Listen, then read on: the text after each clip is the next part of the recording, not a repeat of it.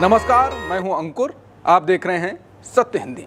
एक नजर अब तक की सुर्खियों पर। राष्ट्रीय स्वयंसेवक संघ यानी आरएसएस प्रमुख मोहन भागवत ने रविवार को कहा कि गुणवत्तापूर्ण स्वास्थ्य और शिक्षा, जिन्हें कभी समाज सेवा माना जाता था, अब अत्यधिक व्यावसायीकरण का शिकार हो गए हैं और आम लोगों की पहुंच से बाहर हो गए हैं।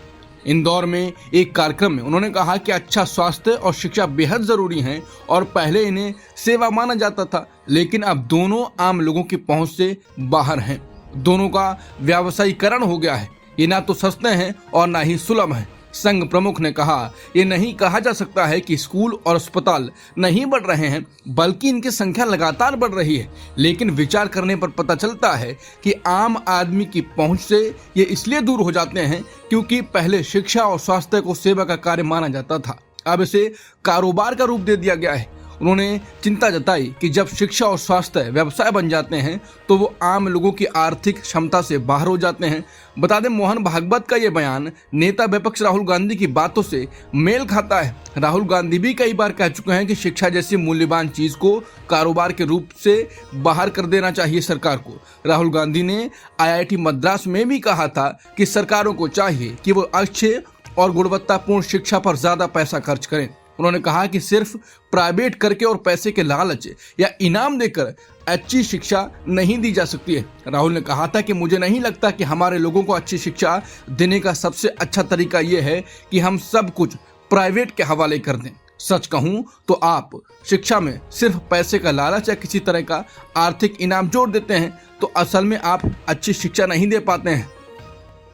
आरएसएस प्रमुख मोहन भागवत ने एक मंत्री का नाम लिए बिना कहा एक मंत्री को ये कहते हुए सुना था कि भारत में शिक्षा $1 ट्रिलियन का बिजनेस है।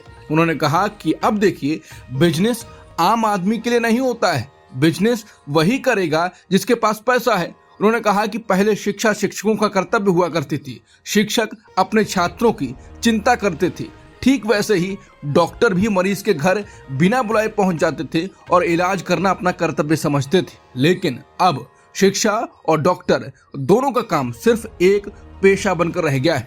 उन्होंने जोर देकर कहा कि देश में तुरंत आसान और सस्ती इलाज की व्यवस्था होनी चाहिए। पाकिस्तान के सेना प्रमुख फील्ड मार्शल आसिम मुनीर ने खबरों के मुताबिक अमेरिका में रहते हुए भागवत को परमाणु हमले की धमकी दी है। उन्होंने कहा कि अगर पाकिस्तान पर भारत से अस्तित्व का खतरा हुआ तो वो आधी दुनिया को अपने साथ ले डूबेगा। अमेरिका के टाम्पा शहर में एक ब्लैक टाई डिनर के दौरान मुनीर ने वहां मौजूद लोगों से कहा, हम एक परमाणु ताकत हैं। अगर हमें लगे कि हम खत्म हो रहे हैं तो हम अपने साथ आधी दुनिया को खत्म कर देंगे। बता दें, ये पहली बार है जब अमेरिका की धरती से किसी तीसरे देश के खिलाफ इस तरह की परमाणु धमकी दी गई हो। भारत पाक संघर्ष के बाद दूसरी बार अमेरिका पहुंचे आसिम मुनीर ने सिंधु नदी के नियंत्रण को लेकर भारत को निशाना बनाया। उन्होंने कहा कि हम इंतजार करेंगे कि भारत बांध बनाए और जैसे ही वो बनाएगा हम उस पर 10 मिसाइलें दाग देंगे। मुनीर ने कहा कि सिंधु नदी भारतीय परिवार की निजी संपत्ति नहीं है, हमारे पास मिसाइलों की कोई कमी नहीं है। पाकिस्तान के टीवी चैनल दुनिया न्यूज के मुताबिक मुनीर ने कहा कि भारत खुद को दुनिया का नेता दिखाना चाहता है, लेकिन हकीकत में वो ऐसा नहीं है। इंडिया गठबंधन के सांसदों ने वोट चोरी और बिहार में वोटर लिस्ट के विशेष गहन संशोधन यानी SIR को लेकर गंभीर आरोप लगाए हैं। इस मुद्दे पर अपनी आवाज बुलंद करने के लिए गठबंधन के सांसद 11 अगस्त सोमवार को संसद भवन परिसर से चुनाव आयोग के कार्यालय तक मार्च करने की योजना बना रहे हैं। इस मार्च का नेतृत्व लोकसभा में नेता विपक्ष राहुल गांधी करेंगे और इसमें अलग अलग विपक्षी दलों के फ्लोर लीडर्स शामिल होंगे।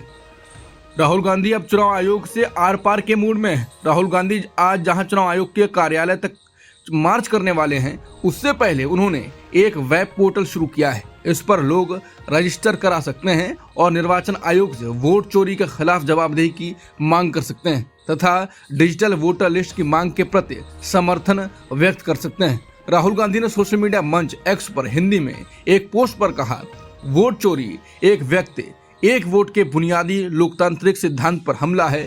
स्वतंत्र और निष्पक्ष चुनावों के लिए साफ सुथरी मतदाता सूची अनिवार्य है।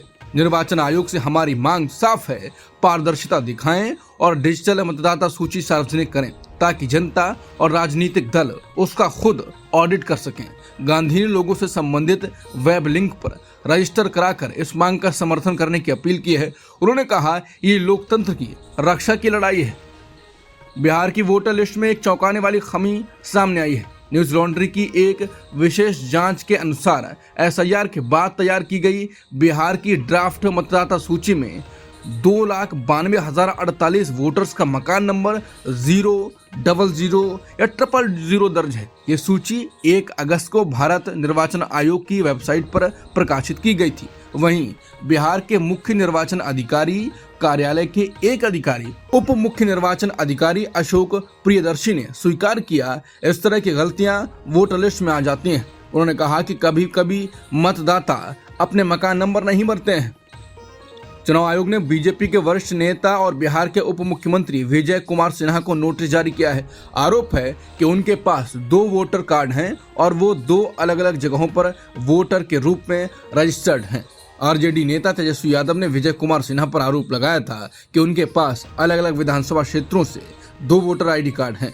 तेजस्वी ने चुनाव आयोग से इस मामले में कार्रवाई करने की मांग की थी। केंद्रीय मंत्री नितिन गडकरी ने कहा कि दुनिया में जो देश दादागिरी करते हैं वो ऐसा इसलिए कर पाते हैं क्योंकि उनके पास मजबूत अर्थव्यवस्था और उन्नत तकनीक होती है। बता दें, उनका ये बयान ऐसे समय आया है जब भारत पर अमेरिका ने अब तक के सबसे ज्यादा टैरिफ लगाए हैं। गडकरी ने कहा कि भारत को चाहिए कि वो अपने निर्यात बढ़ाए, आयात कम करे और विज्ञान व तकनीक का पूरा उपयोग करके आत्मनिर्भर बने। गडकरी ने कहा कि अगर हमें बेहतर तकनीक और संसाधन मिले तो हम किसी पर धौंस नहीं जमाएंगे, क्योंकि हमारी संस्कृति हमें सिखाती है कि पूरे विश्व का कल्याण सबसे महत्वपूर्ण है। आंध्र प्रदेश के झींगा पालक किसान अमेरिका द्वारा लगाए जाने वाले भारी टैरिफ के असर से चिंतित हैं। आंध्र प्रदेश मत्स्य पालन विभाग के संयुक्त निदेशक एहसान मोहम्मद ने कहा, अगर अमेरिका ये अतिरिक्त 25% शुल्क वाकई लागू कर देता है तो कई झींगा किसान मजबूर हो जाएंगे कि या तो खेती बंद करें या फिर ऐसी प्रजातियां पालें जिनसे ज्यादा मुनाफा न होता हो। उन्होंने समझाया कि मध्यम और बड़े किसान बड़े आकार के झींगे पैदा करते हैं, जिन्हें 30 काउंट या 40 काउंट कहा जाता है। इनमें से करीब 90% बड़े झींगे अमेरिका को निर्यात किए जाते हैं और इनकी कीमत 350 से 400 रुपए किलो तक होती है, लेकिन भारी शुल्क लगने से निर्यातक इन्हें खरीदने से बचेंगे। बता दें, वित्त वर्ष 2024-25 में भारत का समुद्री उत्पाद निर्यात करीब 61,000 करोड़ रुपए रहा। इसमें झींगा का सबसे बड़ा योगदान रहा। भारत के कुल समुद्री उत्पाद निर्यात में झींगे का हिस्सा 92% था और केवल अमेरिकी बाजार ही भारत के कुल झींगा निर्यात का 40% से ज्यादा हिस्सा खरीदता है। अब तक की खबरों में इतना ही। बाकी खबरों के लिए बने रहिए सत्यहिंदी.com के साथ।